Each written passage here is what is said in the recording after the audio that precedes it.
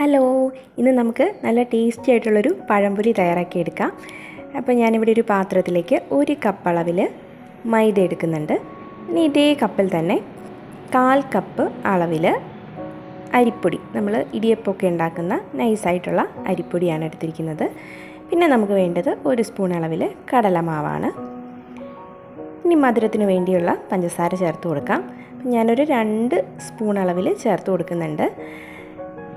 ഇനി ഒരു 1/4 ടീസ്പൂണോളം മഞ്ഞൾപ്പൊടിയും 1/4 ടീസ്പൂൺ അളവിൽ ഉപ്പും കൂടി ചേർത്ത് കൊടുക്കാം. 1/2 ടീസ്പൂൺ നല്ല ജീരകവും 1/2 ടീസ്പൂൺ അളവിൽ എള്ളും കൂടി നമുക്ക് ചേർത്ത് കൊടുക്കാം. ഇനി കുറച്ച് വെള്ളം ഒഴിച്ചിട്ട് നമുക്കിത് നന്നായിട്ടൊന്ന് കലക്കിയെടുക്കണം. അപ്പോൾ ഞാനിത് 4 ഏത്തപ്പഴം ഉണ്ടാക്കാൻ പാകത്തിനുള്ള മാവാണ് കേട്ടോ എടുത്തിരിക്കുന്നത്. അപ്പോൾ ഒരുപാട് ലൂസായി പോകാനും പാടില്ല, ഒത്തിരി അങ്ങ് കട്ടിക്ക് ആകാനും പാടില്ല. അപ്പോൾ ആ ഒരു പാകത്തിൽ നമ്മൾ വെള്ളം ഒഴിച്ച് റെഡിയാക്കി എടുക്കണം. അപ്പോൾ നമ്മുടെ മാവ് ഇവിടെ റെഡി ആയിട്ടുണ്ട്. ഈ ഒരു പാകത്തിനാണ് കേട്ടോ റെഡിയാക്കി എടുത്തിരിക്കുന്നത്. ഇനി നമുക്കിതാ പഴം മുറിച്ചെടുക്കാം. അപ്പോൾ നമുക്ക് വേണമെങ്കിൽ ഇത് നടുവേ മുറിച്ച് ചെറുതാക്കി ഉണ്ടാക്കാം. ഞാനിപ്പോൾ നീട്ടത്തിൽ തന്നെയാണ് എടുക്കുന്നത്. അപ്പോൾ ഇത് ഞാൻ 3ആയിട്ടാണ് മുറിച്ചെടുക്കുന്നത്. അപ്പോൾ അത്യാവശ്യം നന്നായിട്ട് കട്ടി കുറച്ചിട്ടാണ് ഉണ്ടാക്കിയെടുക്കുന്നത്. എങ്കിലേ നമ്മുടെ പഴം ഉള്ളൊക്കെ നന്നായിട്ട് വെന്ത് വരുള്ളൂ. അപ്പോൾ ഞാനിവിടെ പഴമെല്ലാം മുറിച്ചെടുത്തു. ഇനി നമുക്ക് പഴംപൊരി തയ്യാറാക്കിയെടുക്കാം. അപ്പോൾ എണ്ണ നന്നായിട്ട് ചൂടായിട്ടുണ്ട്. അതിലേക്ക് മാവിൽ മുക്കിയിട്ട് നമ്മുടെ പഴം ഓരോന്നായിട്ട് ഇട്ട് കൊടുക്കാം.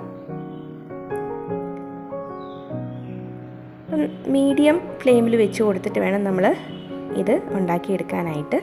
എങ്കിലേ നമ്മുടെ പഴമൊക്കെ നന്നായിട്ട് വേവായി കിട്ടുകയുള്ളൂ. ഹൈ ഫ്ലെയിമിൽ വെച്ച് കൊടുത്തിട്ടുണ്ടെങ്കിൽ പുറമൊക്കെ പെട്ടെന്ന് കരിഞ്ഞു പോവുകയും ചെയ്യും, ഉൾഭാഗം ഒട്ടും വേവായി കിട്ടുകയില്ല. ഇതിപ്പം ഒരു വശം അത്യാവശ്യം മൂത്ത് വന്നിട്ടുണ്ട്. അപ്പോൾ ഒന്ന് തിരിച്ചിട്ട് കൊടുക്കാം. നമ്മുടെ പഴംപൊരി നന്നായിട്ടൊന്ന് മൊരിഞ്ഞ് വരണം, എങ്കിലേ നല്ലൊരു ടേസ്റ്റ് കിട്ടുകയുള്ളൂ. അപ്പോൾ ചിലർക്ക് ഒരുപാടങ്ങ് മൊരിഞ്ഞ് പോകുന്ന ഇഷ്ടം ഉണ്ടാവില്ല. അപ്പോൾ അങ്ങനെയുള്ളവർ അവരുടെ പാകത്തിന് എടുക്കുക. അപ്പോൾ എനിക്കിപ്പോൾ നന്നായിട്ട് ക്രിസ്പിയായി അത്യാവശ്യം നന്നായിട്ട് മൊരിഞ്ഞിരിക്കുന്നതാണ് ഇഷ്ടം.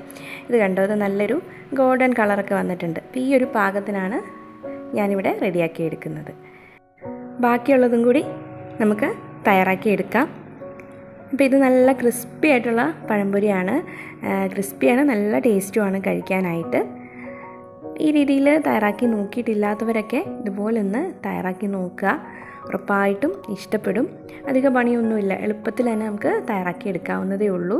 കുട്ടികൾക്കൊക്കെ വൈകിട്ട് സ്കൂൾ വിട്ട് വരുമ്പോൾ കൊടുക്കാനായിട്ടാണെങ്കിലും പെട്ടെന്ന് തന്നെ നമുക്ക് തയ്യാറാക്കി എടുക്കാം.